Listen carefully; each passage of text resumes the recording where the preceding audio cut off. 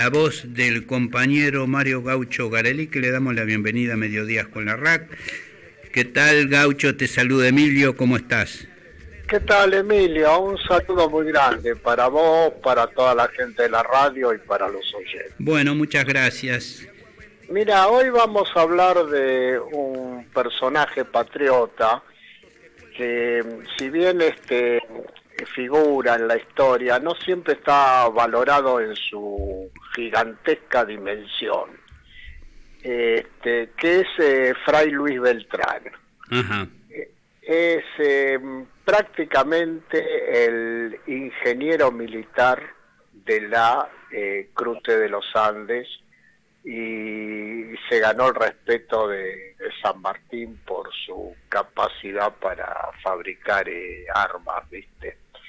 Era un sacerdote, había nacido en San Juan. En realidad se disputan, los sanjuaninos dicen que nació en San Juan y los mendocinos dicen que nació en Mendoza, ¿viste?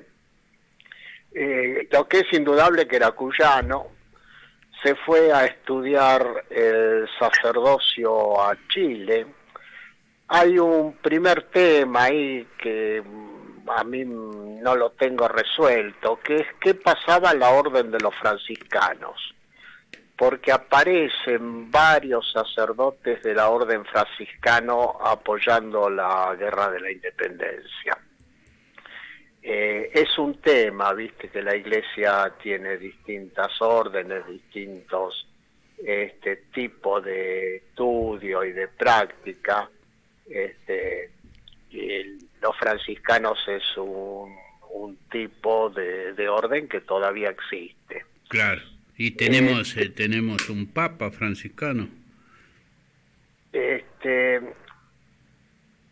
Sí, el Papa Francisco, Claro. sí.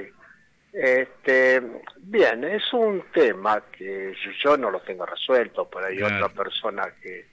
Porque tiene que ver también con la educación que recibió el doctor Francia en Córdoba, que estudió lógicamente para sacerdote, aunque después ejerció como abogado, pero estudió en el virreinato en Córdoba.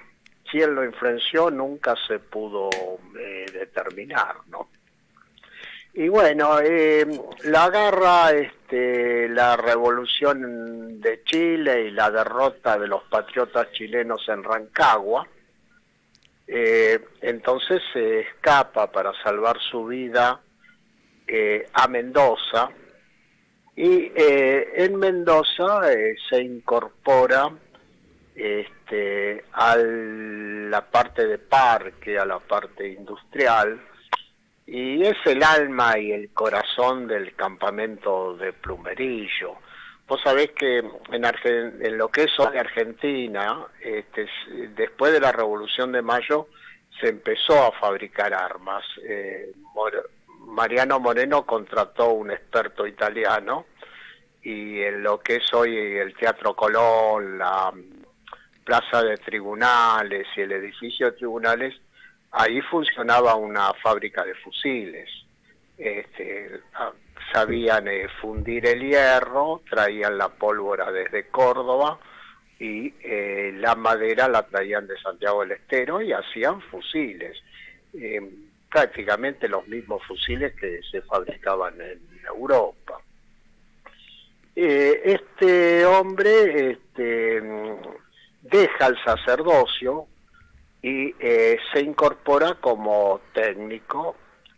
Su jefe militar era Álvarez Condarco, que después Álvarez Condarco pasa a dirigir la parte de inteligencia del Ejército de los Andes y se radica en Chile antes del cruce.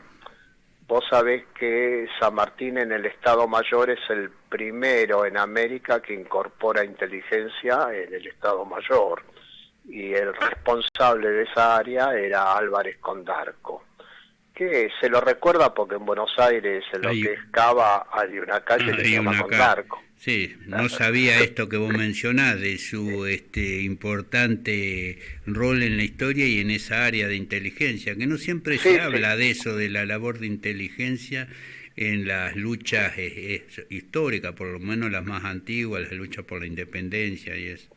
Eso el general Perón, cuando era profesor en el Instituto de Historia Militar, en el libro, yo lo tengo, de Historia Militar, aclara que uno de los méritos de San Martín es haber incorporado el sector de inteligencia al Estado Mayor. Y bueno, Álvarez Condarco se va a Chile en esta misión y queda a cargo del padre Juan Luis Beltrán. Él evidentemente tiene una confluencia personal y política con San Martín muy, muy grande.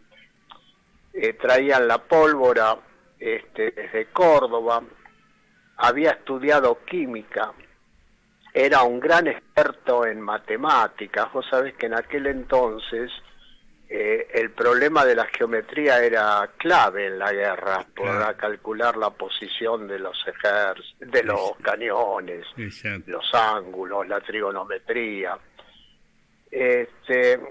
Después también aprendió a fundir el hierro, era un gran especialista en fundir el hierro, lo que sería un ingeniero de aquel momento, que sumaban la química, la matemática, la mecánica. Llegó a manejar 700 personas en la fabricación de implementos, porque no solo armas fabricaban. Se conoce en la historia que como le faltaba hierro y bronce, mandó a fundir campanas de algunas iglesias para transformarlas en elementos militares. Pero también estaba desarrollada la parte de cueros, la parte de monturas, la parte de correas, el tema de las cerraduras para que los caballos no resbalen en la montaña. 700 personas trabajaban conducidas por Fray Luis Beltrán. Entre ellos muchos esclavos que San Martín les había dado la libertad y pasaron a trabajar a las órdenes de Fray Luis Beltrán. Abandonó los hábitos, por lo tanto al día de hoy la Iglesia difunde poco la existencia, no es que lo ignora totalmente, pero difunde poco la existencia de este gran patriota, sacerdote, aunque cuando falleció permitieron que lo enterraran como sacerdote en el cementerio. Y él no, a pesar de que él no ejercía en ese momento, No, renunció expresamente. No se sabe, yo por lo menos no pude saber por qué renunció. Mira, hay una pauta que a mí me empezó a descubrir este tema, que es Echeverría. Echeverría, cuando se cumplen los 10 primeros años del dogma socialista, estando exilado en Montevideo, saca un libro que muy poco conocido que se llama Memoria Retrospectiva y mira para atrás, ¿no es cierto? Retrospectiva como los espejos retrovisores de los autos. Así es.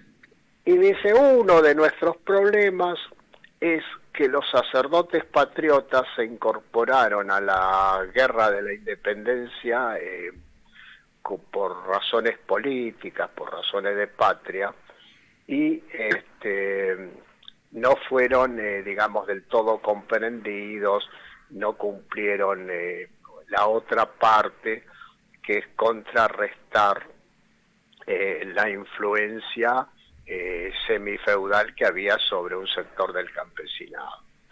Esa idea la tira Echeverría, yo no sé si es correcta o no, pero es una idea. Bueno, pero el problema existe, hay una cantidad muy grande de sacerdotes que se incorporaron a las filas de los ejércitos, pero cumpliendo roles, no es que sí, roles, como es este caso, roles militares, porque después había otros que eran propagandistas de las ideas y de la causa de la revolución por ahí desde el púlpito de su tarea religiosa. No, por eso, era un cuadro militar, lo que sería hoy un ingeniero. En la película El cruce de los Andes está muy bien reflejado, porque dicen que era un obsesivo del trabajo, trabajaba 20 horas por día, una cosa, predicaba con el ejemplo, ¿viste? Que tiene discusiones con San Martín, es cierto, porque San Martín era muy preciso en la información, y después de la derrota de Cancha Rayada, dice, bueno, estamos con pocas municiones, y él le dice, no, tenemos muchísimas, en unos días llegan y trabajan mañana, tarde y noche para reponer las municiones que se perdieron en esa batalla. O sea, eran discusiones de dos que querían triunfar y imponer la independencia, claro. No se trata de discusiones antagónicas, y eso está bien reflejado en la película El cruce de los Andes. Bueno, él cruza separado del ejército, que es otra genialidad de San Martín. San Martín, por ejemplo, no cruzó ni por Uspallata ni por Los Patos, que son donde cruzó el grueso del ejército, sino que cruzó con un grupo de élite por otro paso. Y se ve que a los cuadros que quería conservar también los mandó lejos del combate directo o del posible combate directo. Claro, en el cruce. Sí, cruzó con un grupo de élite cerca de Uspallata, pero no cruzó por Uspallata. El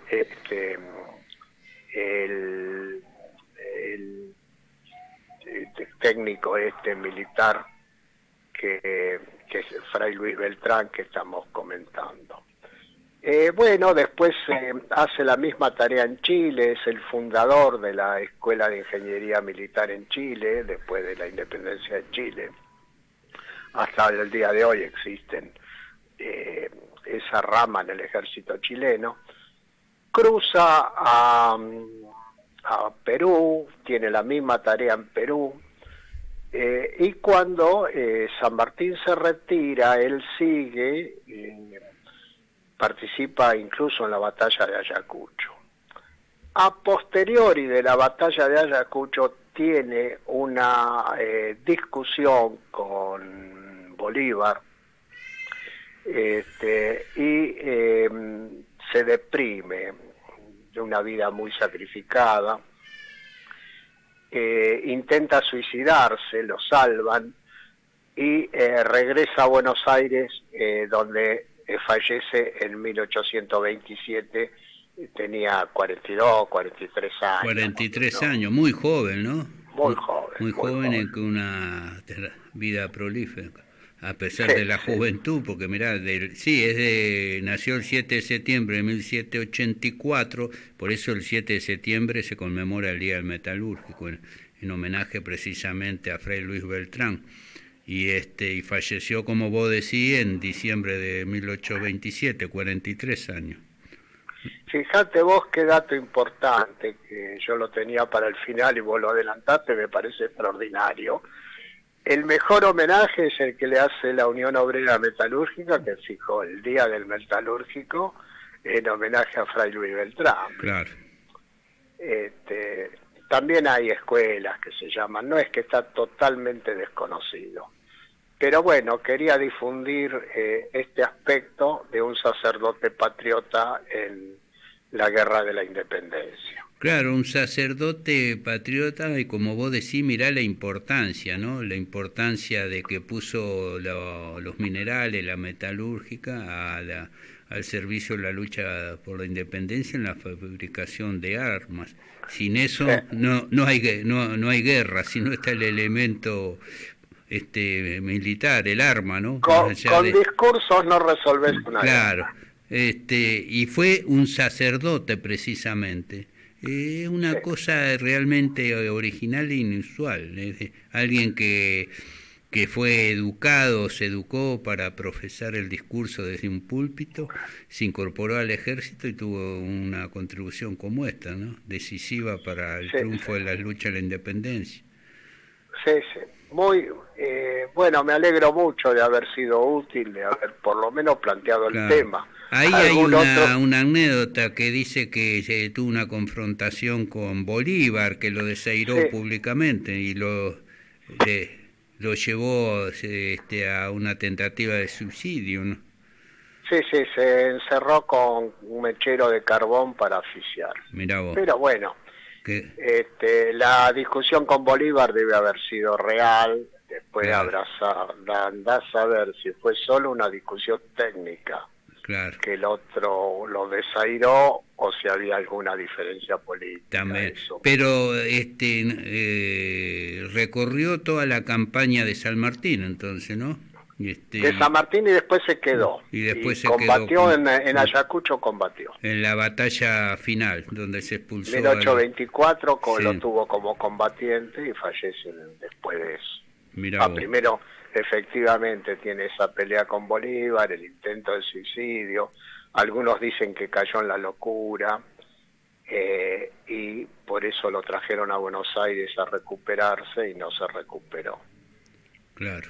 Bueno, Y Gaucho, son vidas muy, muy la sacrificadas. verdad que sí, es que vida, ¿no? Y una vida tan corta, 43 años, un tipo Ahora, joven. fíjate cómo nos han dominado en las clases poderosas en la lectura de la historia, que los propios historiadores lo tratan poco, pero aparte no hay películas, no hay novelas, no hay obras de teatro sobre una vida tan interesante para difundirlo. Claro.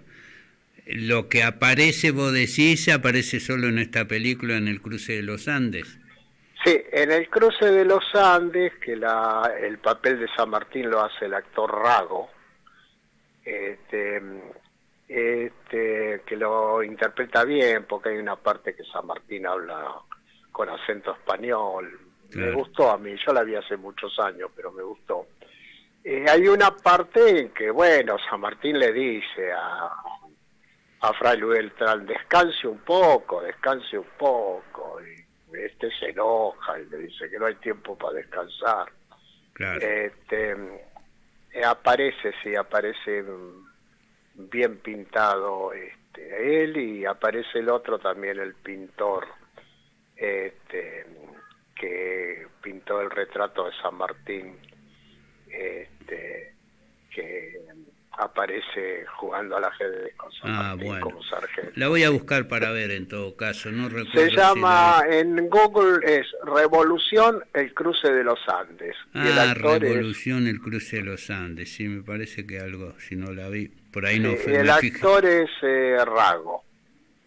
Sí, Se Rago, hizo acá en sí, Buenos sí. Aires, Sí, no, por ahí la vi, no me presté atención a ese detalle que vos señalás, pero Rago no es el que hace de Belgrano, en la película sobre Belgrano.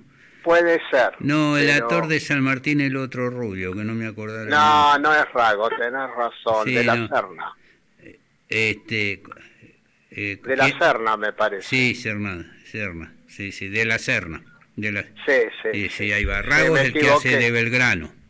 Exacto, me equivoqué de prosa. Está bien.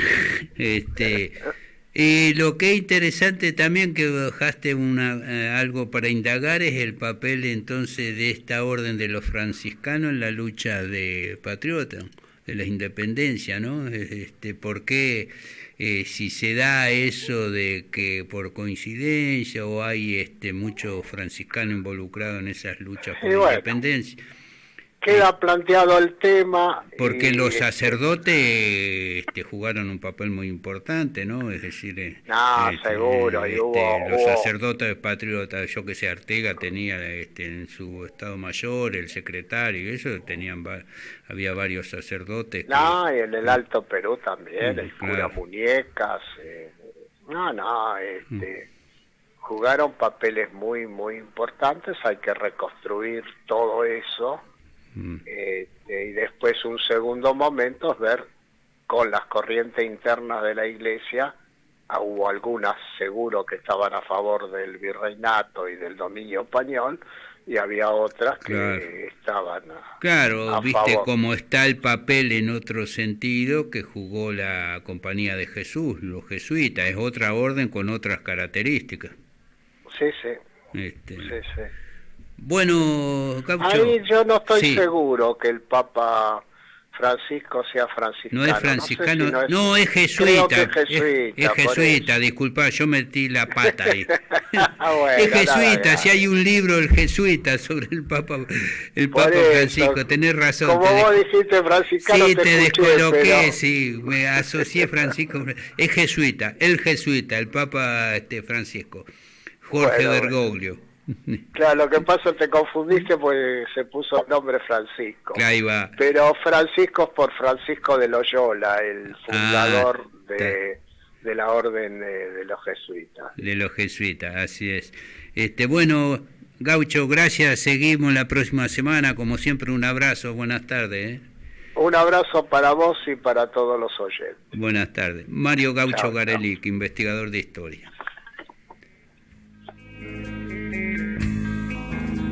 Escucha el corazón del balancín, metalúrgico soy.